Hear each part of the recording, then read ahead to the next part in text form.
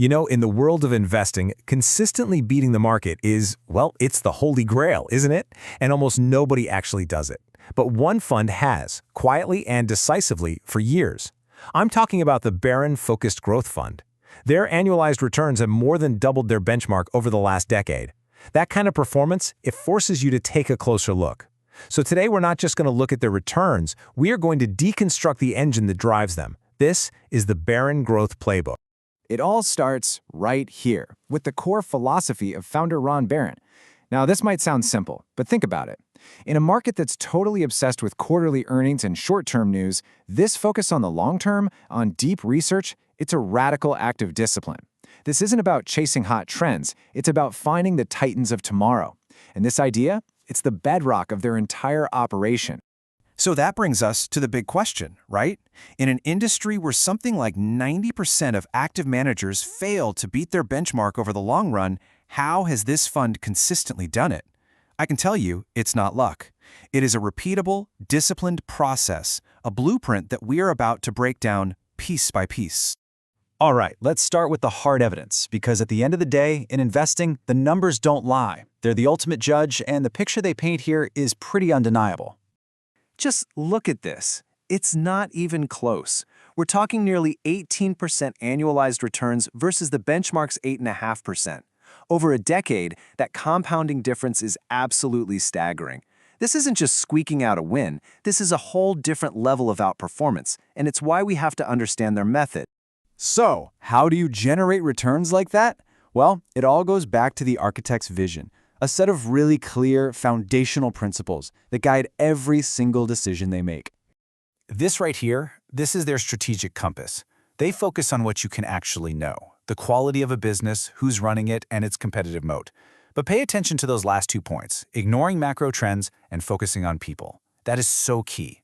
They're not trying to predict interest rates or GDP growth, which is a losing game for almost everyone. They are betting on great companies run by great people. Okay, so now we get to go from the why to the how, from philosophy to the actual blueprint. This is how they turn those core ideas into a living, breathing portfolio.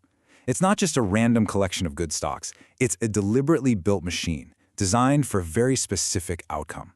And here it is. They call it the 4-bucket strategy.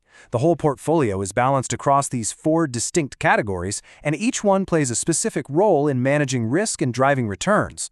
You can see the biggest piece of the pie, at 43%, is that disruptive growth. So let's break down exactly what's in each bucket. So, bucket number 1. This is the rocket fuel for the portfolio. These are the game changers, the companies literally reshaping entire industries. And yeah, they might look expensive if you're just looking at today's earnings, but the bet isn't on today. It's on their potential to completely dominate massive, untapped markets in the future. Bucket 2, this is all about stability. Think of these as the steady compounders. They're more mature businesses with really predictable recurring revenue, and they just consistently reinvest their cash to fuel the next phase of growth. Now, bucket 3 is about durability.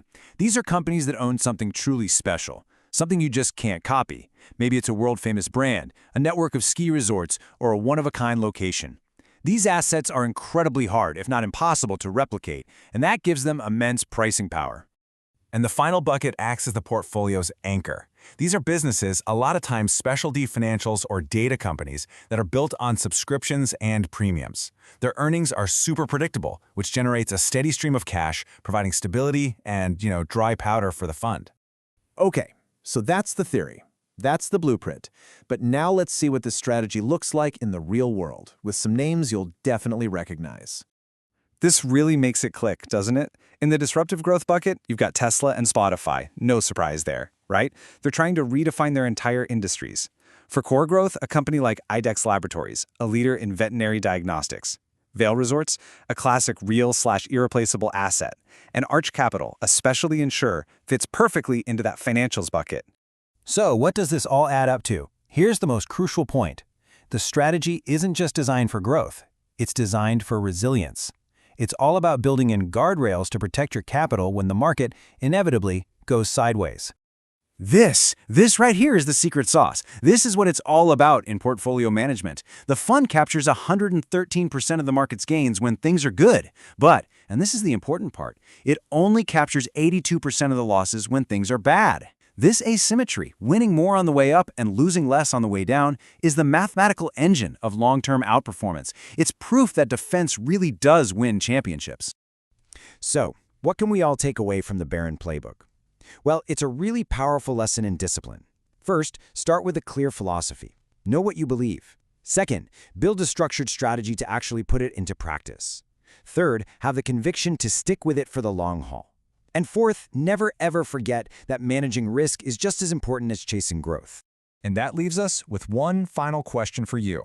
Now that you've seen Barron's 4 buckets, disruptive growth, core growth, irreplaceable assets, and financials, which one of those qualities do you think is the single most important factor for success over the next decade? Let us know what you think down in the comments.